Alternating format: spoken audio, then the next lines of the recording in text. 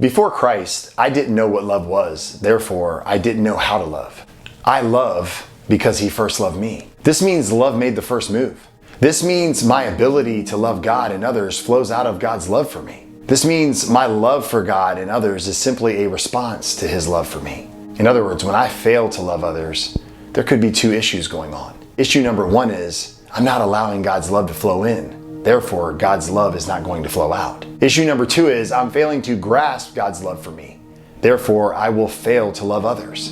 What I need to realize is God showed his love to me and I have experienced his love.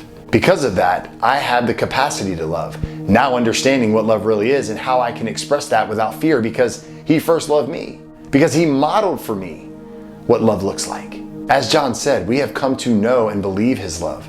So we are neither ignorant nor incapable of showing his kind of love to others. In fact, loving others is not only an expectation, it is an imperative. The word for this kind of love is the Greek word agape.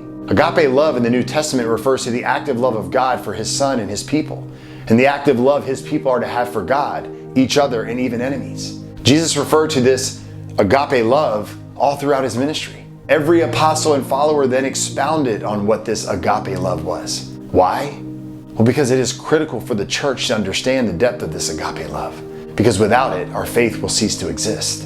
One apostle, in particular, the Apostle Paul, gave the church clear teaching on this agape love through the Lord himself. When I turn to 1 Corinthians 13, I read the biblical definition of agape love. Agape love is long-suffering and gentle. Agape love is not jealous and does not brag.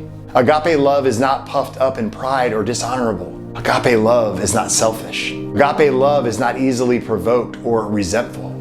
Agape love does not rejoice in wickedness, but rejoices in truthfulness. Agape love puts up with all things, trusts all things, expects all things, perseveres through all things.